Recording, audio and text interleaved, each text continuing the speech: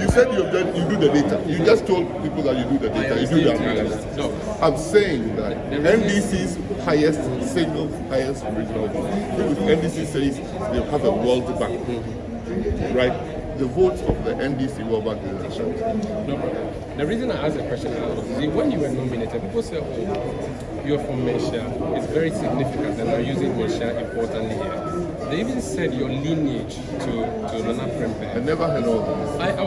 Maybe if it's not true, then that's fine. That's what I heard. My lineage is true. Yes, but this argument you are making, if a fringe makes an argument, it doesn't mean the general. So they say you're going to have They say, give me one name. A lot of the parties. No, it's not true. The reason they choose you. The party supporters, we are going to choose me because I'm so how do you then go to somebody who has an exclusive reason for choosing a candidate and then say that some people you met on the roadside are saying they chose Napo to go? That is, again, tribalizing elections. Thank you for listening to us. That's what about Dr.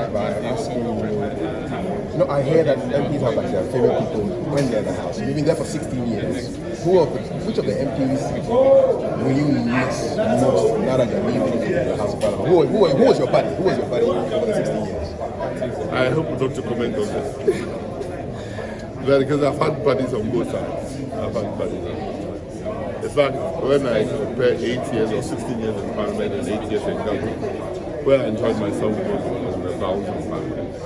And I have deep friends, brothers. I benefited from a lot of the senior NDCs taking me as somebody who was their junior brother or something, and really tutoring me in Parliament. It was a surprise. E.T. Mensa,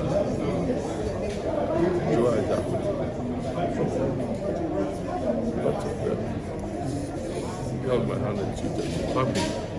On my side, Chambers and others. Career and son. I was in Pure University and I came to meet him. I keep saying that when I came, and like my colleagues have come, said I should choose committees. I chose 2 committees, House Committee and Standing Orders Committee.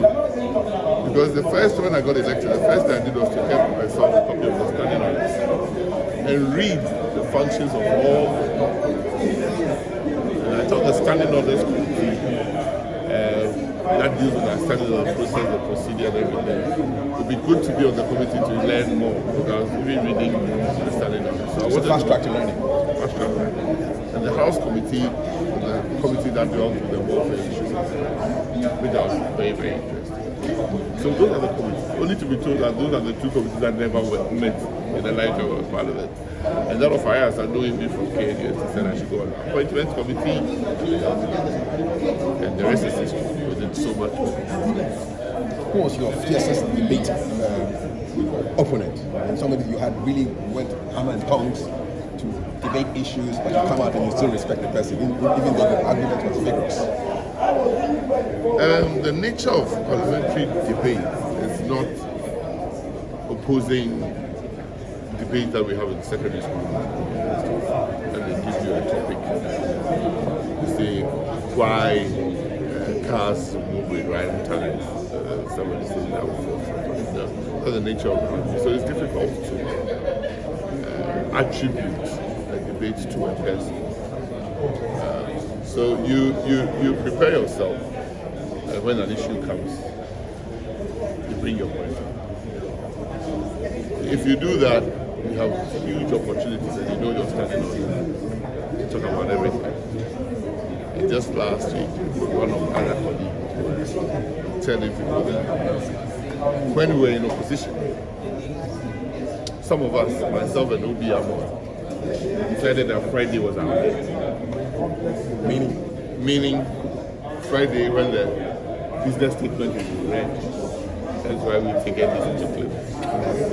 And we developed it into an art form. We developed it into an art form every Friday. Where we put things that we're supposed to do, things that are supposed to happen, questions that were supposed to come, and things like that. You give them weekend headaches. Every Friday. my beloved judge who would turn his head and lock it in the majority side, only to turn and one of us is standing.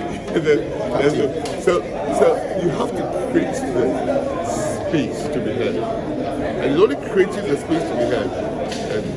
And people realize that you speak progressively, objectively, it makes sense that people start taking you for serious.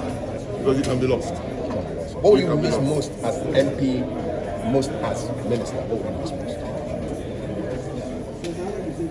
8 years as an opposition MP, I really enjoyed the role. The responsibility of an opposition MP is to put the camera on his school. We had no inkling in our mind that we couldn't make decisions. We could make our voice heard. And the people, the Ghanaians listening to us, make up our mind that we really voted for a bad government. In government, the next 8 years, my aim was to work with my committees and make sure that my committees do work as they are supposed to. Hide nothing from the committee. Spread it out so that you get the cooperation. So you see that the most number of bills ever passed in a settlement happened in the location of 11 or 12 bills. You could do a bill a day. It's just because of cooperation and working together. So there are different times when I was in the government. I had to still find ways of engaging. I said I like my ambition for find the MP because that is where democracy. People forget that once Parliament shuts, there's no democracy. Because in coup time, we have government, we have executive government who then arrogate, appropriate for themselves legislative power. So PNDC was both executive and legislative power. And we have judiciary that remains in one form. The only thing that we say your country is not democratic in this chamber. And I believe that we have to evolve and make the chamber better. Involve politics in the country in different directions. I hope that with a majority that NDC come to some sensible decisions around our constitution. Finally, after you've, by the way, how do you relax? How does a surgeon and a former MP, soon to be former MP,